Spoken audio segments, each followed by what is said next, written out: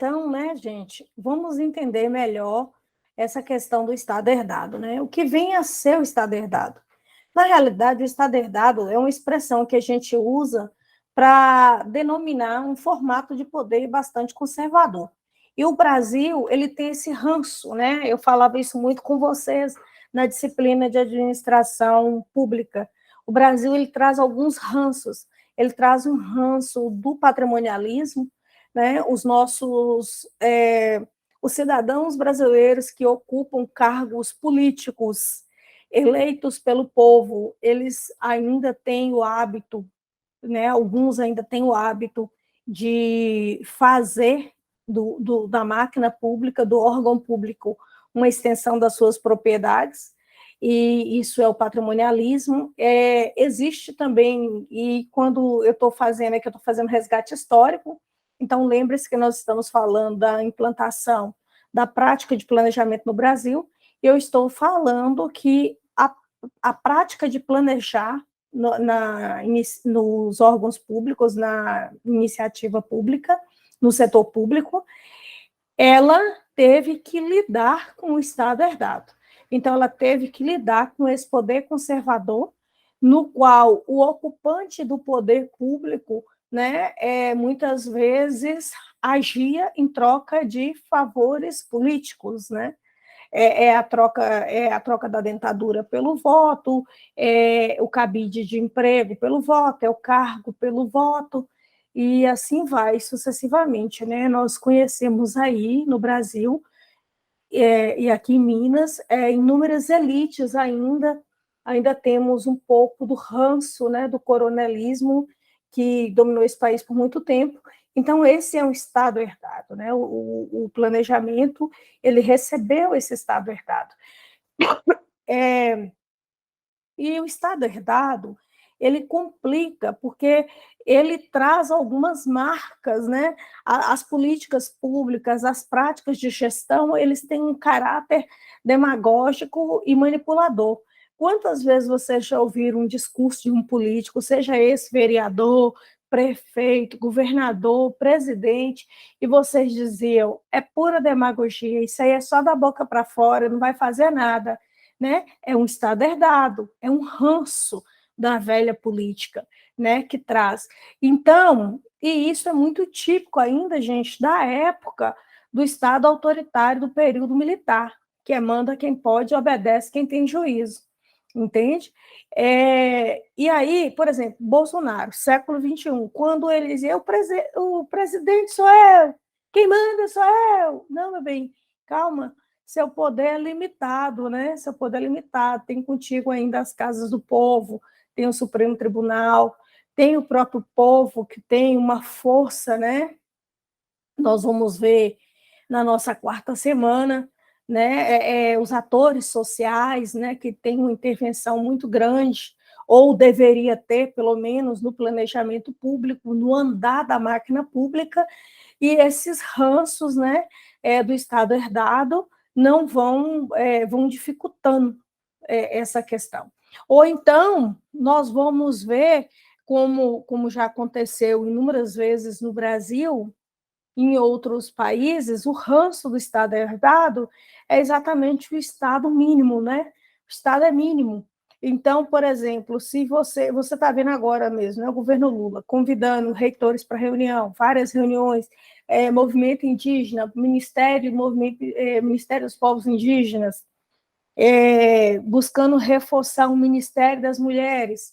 Então, ele está mostrando, sinalizando para categorias que estão fragilizadas dentro do país, para essas categorias que o Estado foi mínimo. O Estado, quando a gente diz que o Estado é mínimo, a gente quer dizer que o Estado não investiu ou investiu muito pouco naquela área, né? A educação pública, o que a educação pública recebeu nos últimos anos? Então, o Estado tem sido mínimo, a saúde, o SUS, né, o que ele tem recebido, né, como estão os nossos hospitais, postos de saúde, quantidade de médicos para atender a população, como é que está a segurança do nosso país, como é que está a segurança para mulheres no nosso país. veja como aumentou o índice do feminicídio. Então, o Estado tem sido mínimo, ele tem investido pouco, ele tem gastado pouco. Eu não estou falando gastar, eu estou falando investir, porque não se trata esse cuidado para com a sociedade, não se trata de gasto, mas se trata de investimento.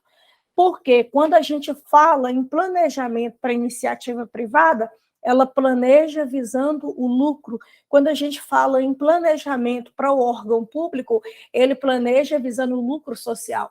Então, as mulheres poderem sair em segurança, viver em segurança sem ser assassinadas, os índios sem ter suas terras invadidas e serem assassinados, estuprados, violentados, sem as florestas serem desmatadas, sem doenças que já tinham sido controladas há 20, 30, 40 anos, está voltando agora e matando as pessoas.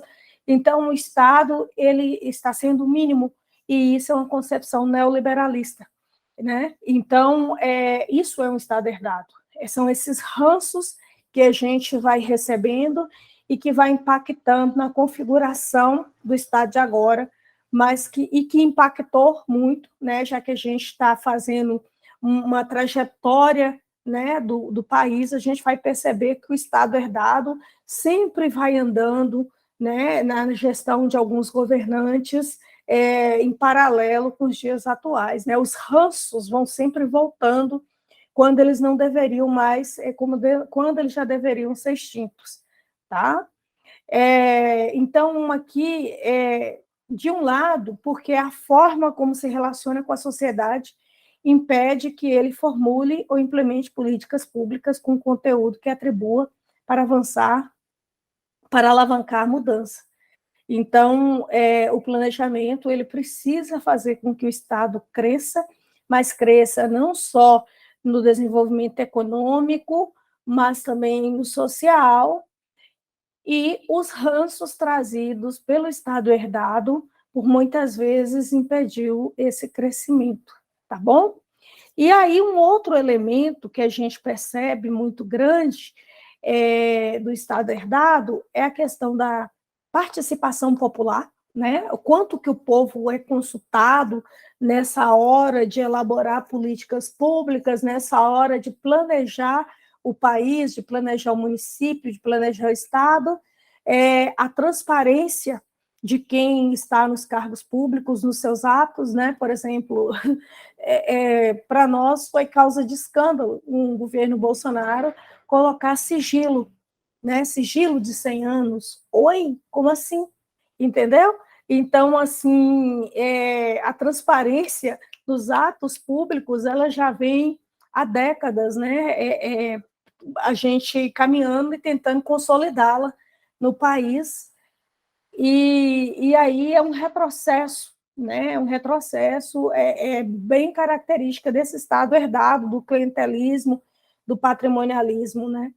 E ter propostas de fato efetivas para que a nação possa estar avançando, tá bom?